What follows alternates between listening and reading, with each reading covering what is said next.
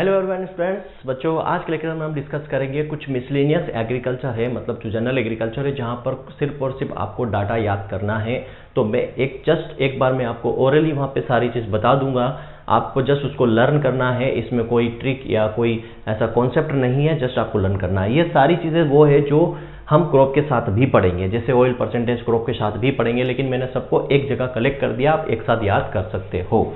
तो सबसे पहले यहाँ पे हम बात करेंगे सबसे पहले हम यहाँ पे बात करेंगे किसकी, पीएच की बात करेंगे कि डिफरेंट जो अलग अलग क्रॉप है उसके लिए कौन कौन सा पीएच यहाँ पर लगता है, उसकी हम यहाँ पर बात करने वाले हैं। ठीक है, जो IMP1 है उसको हमने लिया है। जैसे टी की बात करें, चाय की बात करें, तो चाय कितने पीएच पर बेहतरीन उसका प्रोडक्शन होता है, तो 4 से 6 पीएच पर।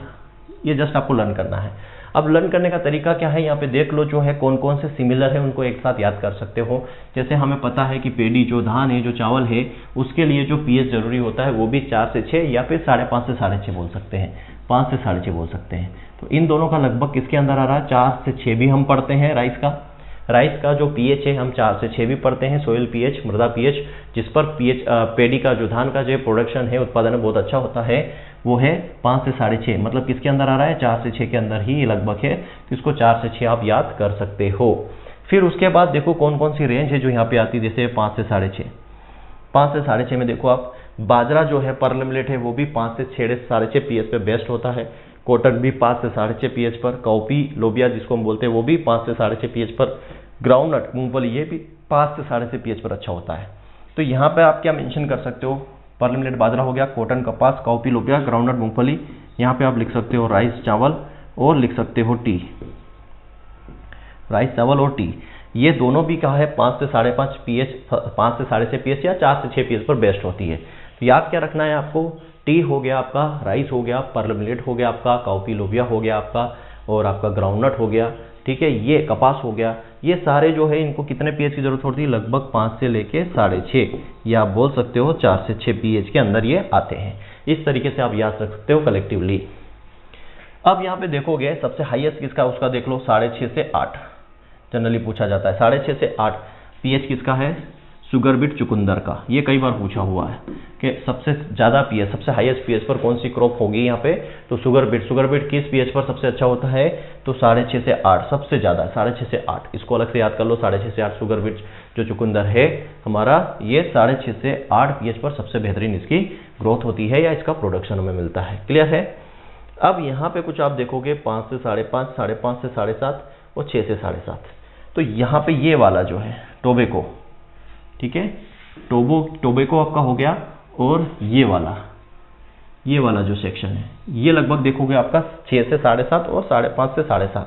मतलब ये दोनों लगभग आप कह सकते हो 6 से 7.5 पीएच पर बेस्ट होते हैं। ठीक है, क्योंकि वहाँ पे एग्जाम में भी आपको एग्जैक्ट नहीं दिया जाएगा, थोड़ा सा वेरी करेगा। हम इस तरीके से याद कर सकते हैं। तो गेहूं, बार्ले, ओट, सोरगम हो गया, मेज हो गया, शुगर कैन, बरसीम और सनफ्लावर, मतलब गेहूं, जौ, जई, ज्वार, मक्का, गन्ना, बरसीम और सूरजमुखी, इनका जो पीएच है, और साथ में टोबैको, मैं ये लिख देता हूँ टोबैको। ठीक है, टोबैको ये जो है इसके लिए कितना पीएच चाहिए, 6 से 7.5 पीएच इनको चाहिए। कौन कौन सी क्रॉप है, अनाज वाली सारी ले लो। अनाज वाली कौन सी, सीरियल क्रॉप, गेहूं, जौ, जई, सोरगम, मेज, ये है। फिर वो भी ग्रेमिनिकुल की है, गन्ना। फिर आपकी बरसीम और सनफ्लावर और टोबैको, ये 6 से 7.5 पीएच पर बेस्ट होती है। अब बचा क्या है, अब बचा ये, इसको भी इसी के साथ ले सकते हो आप। चना वाले भी 5.5 से 7 है, मतलब आप 6 से 7.5 इसको भी ले सकते हो। चिकपी हो गया अपना चना, लेंटिन मसूर हो गया, सोयाबीन, फ्रेंच बीन, और मतलब जितनी भी दाल वाली फसल है वो लगभग कितने पे होती है, 5 से 5.5 से 7 पीएच पर अच्छी होती है, जितनी भी दाल वाली है। ठीक है, देखिए चना, मसूर, सोयाबीन, फ्रेंच बीन 5.5 से 7 पीएच पर। पोटैटो, आलू को अलग से याद कर लो, ये सबसे कम है 5 से 5.5, ये कम वाली रेंज है 5 से 5.5। पोटैटो 5 से 5.5 पीएच पर पोटैटो सबसे अच्छी ग्रोथ करता है, उसका प्रोडक्शन अच्छा मिलता है। अब यहाँ पे कुछ समझाने लायक चीज़ें नहीं थी, आपको याद करना है। तो जैसा जिस तरीके से आप याद कर सकते हो, जैसा मैंने बताया, थोड़ा बहुत डाटा वेरी कर रहा है तो उसको एक साथ याद कर सकते हो, वहाँ पे ऐसा आप कर सकते हो। ठीक है, ये सारे के सारे फैक्ट मैंने डिटेल से आपको यहाँ पे बता दिए हैं। अब बात आती है कि टेस्ट वेट, ये मोस्ट इंपॉर्टेंट है, यहाँ से भी क्वेश्चन आपका पूछा जाएगा। अलग अलग क्रॉप का टेस्ट वेट, पहले तो मैं समझना पड़ेगा कि टेस्ट वेट जो होता है वो होता क्या है। टेस्ट वेट बोले या परीक्षण भार, ये होता क्या है, क्यों किया जाता है, इसको समझना पहले। टेस्ट वेट किया। एक टेस्ट वेट होता है और एक होता है क्या, सीड इंडेक्स, एक होता है सीड इंडेक्स होता है, ठीक है, सीड इंडेक्स होता है। तो ये होता क्या है, ये क्या बताता है, टेस्ट वेट क्या बताता है, ये क्वालिटी बताता है, क्रॉप की क्वालिटी या गुणवत्ता। क्या बताता है, क्रॉप की क्वालिटी और गुणवत्ता बताता है कि आपकी जो क्रॉप है, आपकी जो फसल है वो कैसी है, उसकी क्वालिटी कैसी है। सबसे बड़ी चीज़ क्या बताता है टेस्ट वेट या सीड इंडेक्स, गुणवत्ता बताता है, क्वालिटी बताता है कैसे है। जो सबसे बेहतरीन अच्छा जो मान लो अनाज है, जिसे मान लो मैं राइस की बात करूं, ठीक है, राइस का जो टेस्ट वेट कितना दिया है 25 ग्राम, ठीक है, मतलब ये 25 ग्राम राइस का वेट कैसे निकाला है, जो राइस की क्वालिटी जिसकी सबसे बेहतरीन थी उसका ये 25 वेट फिक्स किया गया। अब मान लो आपने यहाँ पे क्या है, राइस उगाया, चावल, आपने चावल की क्या की, आपने खेती की, आपने चावल का प्रोडक्शन लिया और आप क्या किए, चावल को लेके कहाँ गए, मंडी गए, ठीक है, चावल को लेके आप कहाँ गए, मंडी गए। कहाँ पर गए चावल को लेके आप गए मंडी, ठीक।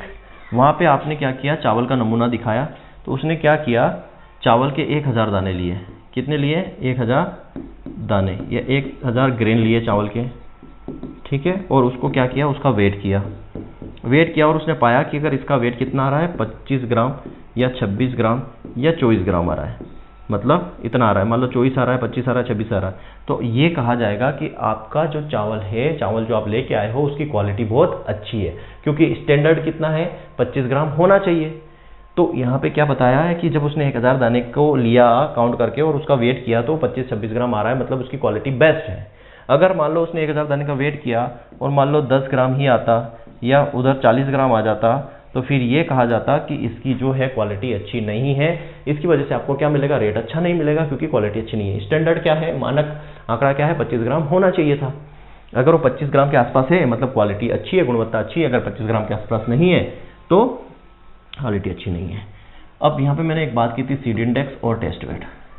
ये जो है स्मॉल ग्रेन के लिए, छोटे अनाज जिनकी साइज छोटी होती है उनके लिए है। सीड इंडेक्स होती है ये मोटे अनाज के लिए, जिनकी जो है बोल्ड सीड होते हैं, तो सीड इंडेक्स में 100 ग्रेन का वेट लेते हैं, 100 दानों का वेट लेते हैं, और टेस्ट वेट में क्या लेते हैं, 1000 दानों का वेट लेते हैं। ग्रेन मतलब 1000 दानों का वजन करते हैं, ठीक है। तो 1000 दानों का वजन करते हैं तो उसको परीक्षण भार कहते हैं, टेस्ट वेट कहते हैं। क्यों करते हैं, ताकि क्वालिटी चेक कर सके और स्टैंडर्ड मानक जो है उससे मैच कर सके। अगर आपका वेट जो है 25 ग्राम के समतक आ रहा है, मतलब आपका जो है चावल जो आप लेके आए हो बेचने के लिए वो बहुत बेहतरीन क्वालिटी का है। और सीड इंडेक्स क्या है, 100 दानों का वेट करते हैं। 100 दानों का वेट जो होता है वो सीड इंडेक्स होता है, और ये बड़े दाने जो होते हैं, मोटे दाने होते हैं, उनके लिए होता है, और टेस्ट वेट जो होता है वो छोटे दानों के लिए होता है।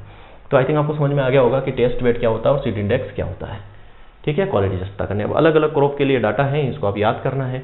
जैसे चावल का जो टेस्ट वेट होता है 25 ग्राम होता है, बासमती चावल का थोड़ा सा कम होता है, कितना, 21 ग्राम होता है। गेहूं और बाल्ले की बात करो तो 40 के समथिंग होता है, 40 के समथिंग होता है। कॉटन और पिजन पी 72 होता है इसका टेस्ट वेट, मतलब 1000 दानों का वजन। यहाँ पे ये समझ लेना बात क्या है कि 1000 ग्रेन का जो वजन है उसको बोलते हैं टेस्ट वेट। 1000 दाने लेंगे और वजन कितना आ रहा है, मान लो ग्राम में दिया है, ये सबके सब ग्राम में है, 25 ग्राम आ रहा है, वो तो ये स्टैंडर्ड मानक है। तो 1000 दानों का वजन टेस्ट वेट होता है। तो गेहूं में कितना होना चाहिए, गेहूं बाले में 40, कॉटन और पिजन पी में 72 होना चाहिए। पी की बात करो तो 100 ग्राम होना चाहिए। सरसों में जो 1000 दाने उनका वजन 3 से 5 ग्राम होना चाहिए। सोरगम में 25 से 30 ग्राम होना चाहिए। टोबैको में देखो, टोबैको में सबसे कम है और मोस्टली पूछा जाता है। ये IMP भी है, ये वाला IMP है, ये वाला IMP है, आपका राइस IMP है, ठीक है। तो 0.25 से 0.30 ग्राम होता है। लिनसीड और साफ्लावर का 10 ग्राम होता है। अब लूसन पे जाओगे, रिच का जिसको बोलते हैं 2 से 4 ग्राम होता है। अब सूरजमुखी पे जाओगे तो उसका लगभग कितना होता है, 40 से 50 ग्राम होता है। किसका, सनफ्लावर का, सूरजमुखी का। सोयाबीन का कितना होता है, 55 ग्राम होता है। कितना, 1000 दानों का वजन। 1000 दानों की यहाँ पे बात होती है, 1000 दानों के वजन की यहाँ पे बात होती है। सोयाबीन के बाद आ जाओ कॉफी। लोबिया में कितना होता है, 80 ग्राम, 1000 दानों का। मूंगफली में 34 से 36 ग्राम, ठीक है। पल्ल मिलेट बाजरा में 5 से 7 ग्राम होता है। फ्रेंच बीन में 38 से 44, मतलब यहाँ पे आप 40 बोल सकते हो, इसको गेहूं के साथ याद कर सकते हो। और गेहूं सा फेलर्स माइनस, ये भी कई बार पूछा जाता है कि जो गेहूं सा होता है फेलर्स माइनस होता है, उसके अंदर जिसको गिलटिंडा भी बोलते हैं, ये क्या है, अपना गेहूं का ऑब्जेक्शनल वेट होता है, ये है ना, मिमिक्री वेट होता है, ये इसमें 2 ग्राम वेट होता है, ठीक है। तो ये टेस्ट वेट है, मतलब 1000 दानों का वजन, जिसको हम बोलते हैं, क्यों करते हैं, क्वालिटी चेक करने के लिए, गुणवत्ता चेक करने के लिए। तो ये डाटा आपको सारे के सारे यहाँ पे मैंने बता दिए हैं, आपको याद करना है।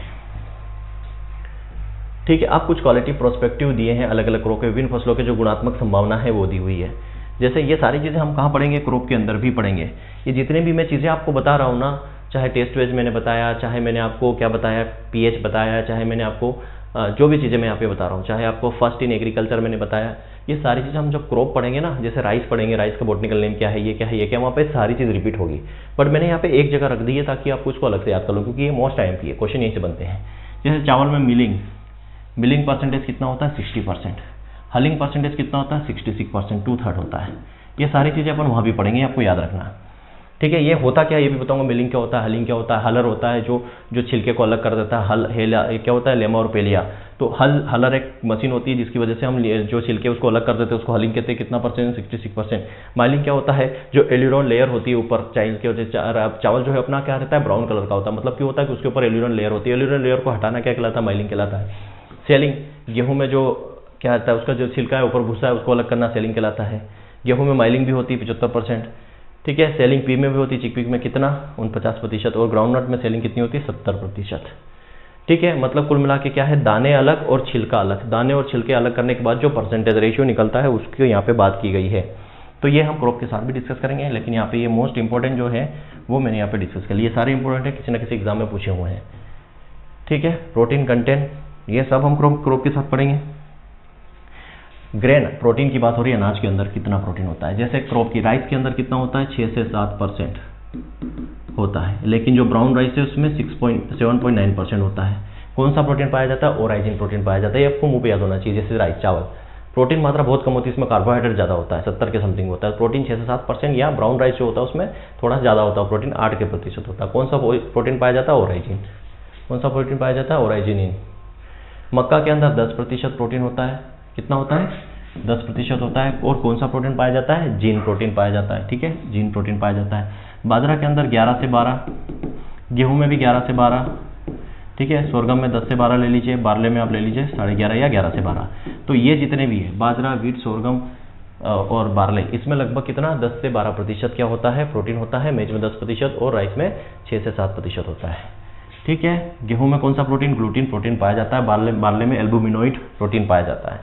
क्लियर है। प्रोटीन आप मुंह पे याद होना चाहिए। राइस में कितना होता है, 6 से 7।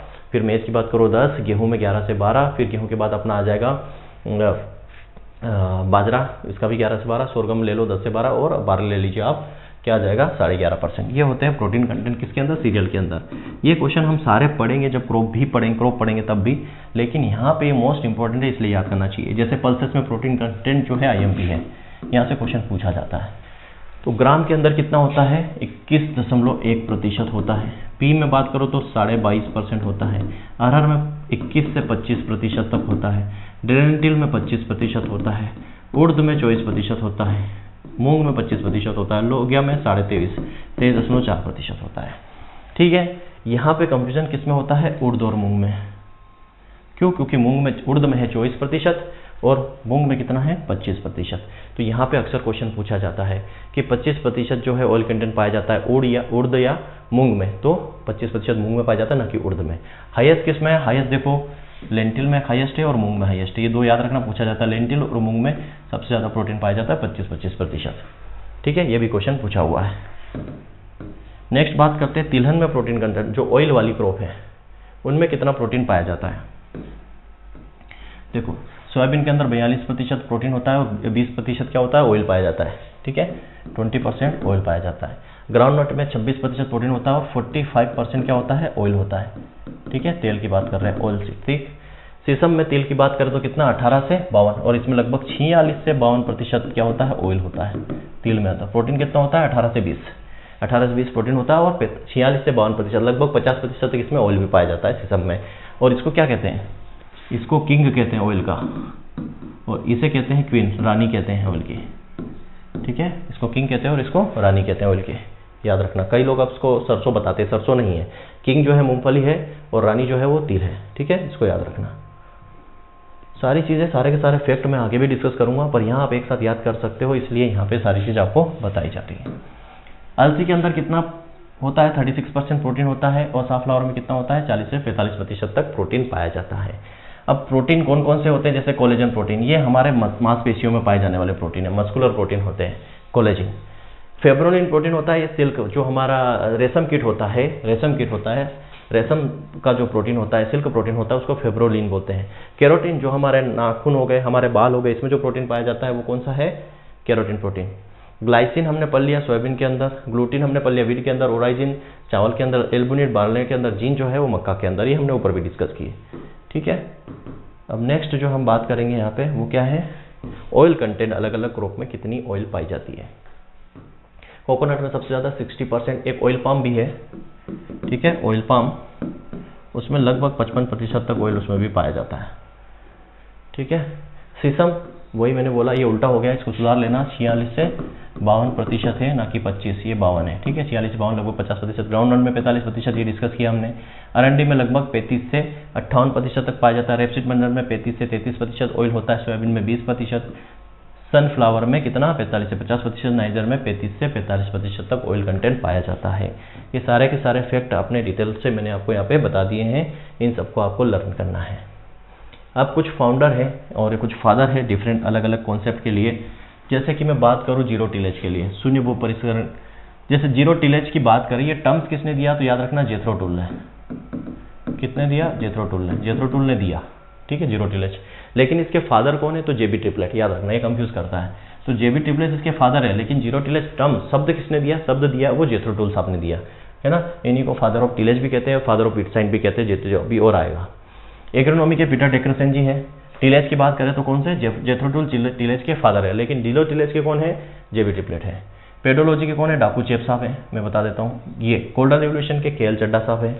फील्ड प्लॉट एक्सपेरिमेंट के जेसी बोसिंगोल्ड है। जेसी बोसिंगोल्ड कौन से, फील्ड प्लॉट एक्सपेरिमेंट के फादर है। एग्रीकल्चर केमिस्ट्री, ये है कितने, जेबी लिविक, 1840 में इन्होंने क्या दिया था, लॉ ऑफ मिनिमम कॉन्सेप्ट दिया था। सारी चीज़ें, सारे के सारे फैक्ट हम पढ़ेंगे, बस ये क्या है, लर्न करने वाली चीज़ें जिसको आपको लर्न करना है। जैसे सोयल माइक्रोबायोलॉजी की कौन है, विनोडा ग्रस्की, और विनोडा ग्रस्की किसके हैं, विनोडा ग्रस्की जो इसके किसके हैं, अपना जो है न्यूट्रिएंट मोबिलिटी कॉन्सेप्ट के भी हैं। ठीक है, सोयल विनोडा ग्रस्की किसके हैं, अपने सोयल माइक्रोबायोलॉजी के। सोयल टेस्ट टेक्निक, टी से याद रखना, टी से TH Morgan, soil testing technique TH Morgan. Metrology के LA रामदास है, और मेट्रोलॉजी की बात करो वर्ल्ड की तो वो है वालिया साहब। कौन है, वालिया साहब। ये सारे के सारे फैक्चुअल फैक्ट हैं, इनको आपको रटना पड़ेगा। और जैसे इसको हम और कैसे याद करेंगे, इनको जब हम सब्जेक्ट पढ़ेंगे, जैसे मेट्रोलॉजी पढ़ रहे हैं तो वहाँ डिस्कस करेंगे इसके फादर कौन है, कौन कहाँ है। सोयल साइंस पढ़ेंगे तो उसके फादर पढ़ेंगे, पेट्रोलॉजी फादर कौन है, सोयल साइंस फादर कौन है, वहाँ पे भी पढ़ेंगे।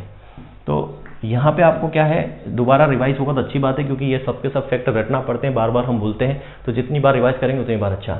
इकोलॉजी के रेटर है, इंडियन इकोलॉजी के स्वामी आर मिश्रा है, इकोनॉमिक इकोलॉजी के स्वामीनाथन है। याद रखना, क्या इकोलॉजी के कौन है, रेटर, इंडियन इकोलॉजी के आर मिश्रा, और इकोनॉमिक इकोलॉजी के MS स्वामीनाथन है।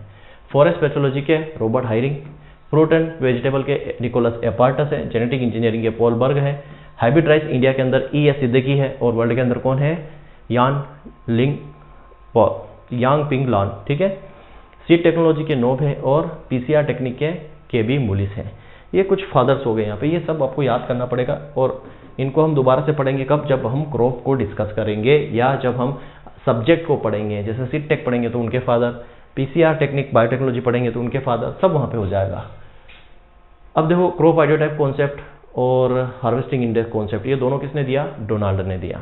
ये क्रॉप आइडियोटाइप क्या होता है, हार्वेस्टिंग इंडेक्स क्या होता है, ये सब चीज़ हम आगे एग्रोनॉमी में डिस्कस करने वाले हैं।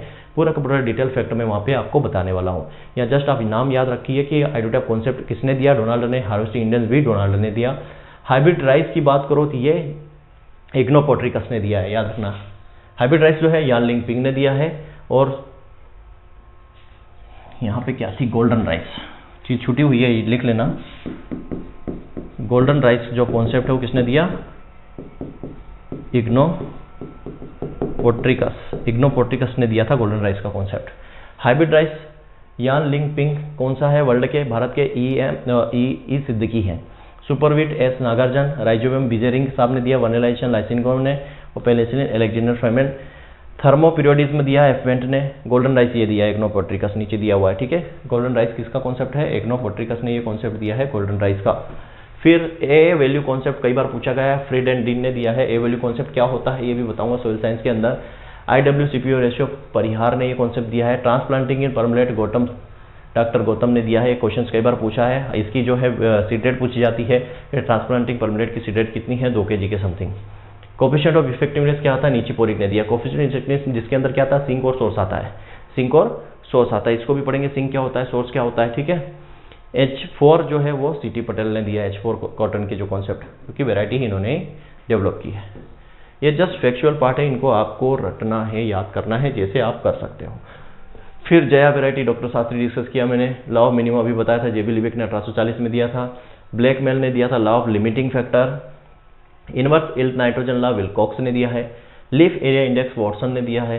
न्यूटन मोबिलिटी कॉन्सेप्ट RH ब्रे ने दिया है। एग्रोबायोलॉजी विल्कॉक्स ने दिया है। विल्कॉक्स ने याद रखना, विल्कॉक्स ने 2 चीज दी है, इनवर्स इल्ड लॉ और एग्रोबायोलॉजी। ये सब चीजें क्या होती है कॉन्सेप्ट सब मैं बताने वाला हूँ। आप यहाँ पे क्वेश्चन अभी आपके मन में आ रहा हो कि sir inverse yield nitrogen law क्या होता है, लीफ एरिया इंडेक्स क्या होता है, न्यूटन मोबिलिटी कॉन्सेप्ट क्या होता है, लॉ ऑफ लिमिटिंग फैक्टर क्या होता है, लॉ ऑफ मिनिमम फैक्टर क्या होता है। तो बच्चों अभी सिर्फ इनके आप नाम याद कीजिए कि ये कॉन्सेप्ट किसने दिया है। जब हम एग्रोनॉमी शुरू करेंगे वहाँ पे मैं एक एक कॉन्सेप्ट को आपको डिटेल में बताऊंगा, डिटेल में एक्सप्लेन करूंगा कि ये चीजें होती क्या है।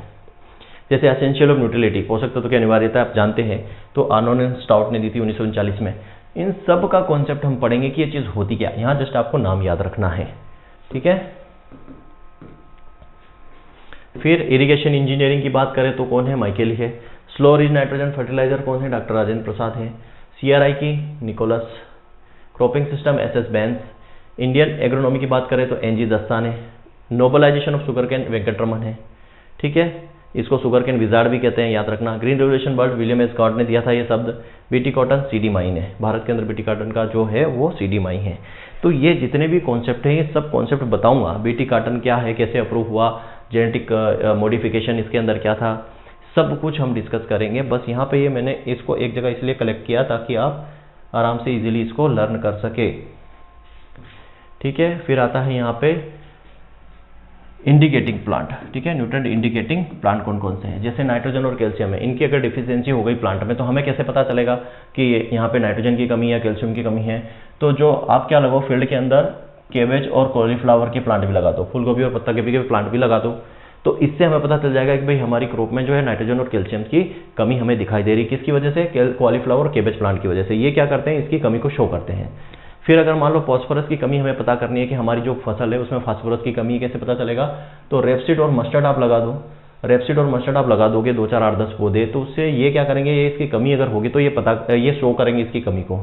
पोटेशियम और मैग्नीशियम की अगर कमी है तो पोटैटो लगाओ, पोटेशियम मैग्नीशियम पोटैटो। सोडियम की कमी है, sugar beet. Main most important है, पूछा जाता है कि सोडियम की कमी के लिए इंडिकेटर प्लांट क्या है? शुगर बीट है और टर्निप है। मैग्नीशियम की कमी के लिए शुगर बीट, ओट और पोटैटो तीनों है। बोरान में सबसे ज्यादा पूछा जाता है, शुगर बीट और सनफ्लावर दोनों है। फेरस में आपको शुगर बीट और सनफ्लावर, इसलिए शुगर बीट का ज्यादा पूछा जाता है, ठीक है। ये न्यूट्रिएंट इंडिकेटिंग प्लांट है। इसको मैं दोबारा से फिर पढ़ाऊंगा। कब पढ़ेंगे दोबारा से इसको? फिर जब हम वापस से क्या पढ़ेंगे, वहां पर सोइल साइंस के अंदर न्यूट्रिएंट्स पढ़ेंगे, तब इसको फिर से पढ़ाया जाएगा, ठीक है। यहाँ पे अब आपको दिया गया है कुछ ऐसी फैमिली है जिनके नए नाम हैं, ठीक है। जैसे कैमिलियसी, टी की फैमिली है, किसकी? चाय की फैमिली है, जिसका नया नाम क्या है? थियसी। लिबिएटी का लिमिनेसी, ये लिबिएटी जो है तुलसी की फैमिली है, किसकी? तुलसी की फैमिली। ये कौन सी है? लिमिनेसी हो गया। नाइटशेड जो फैमिली है सोलेनेसी की है, मतलब सोलेनेसी का नया नाम क्या हो गया? नाइटशेड हो गया।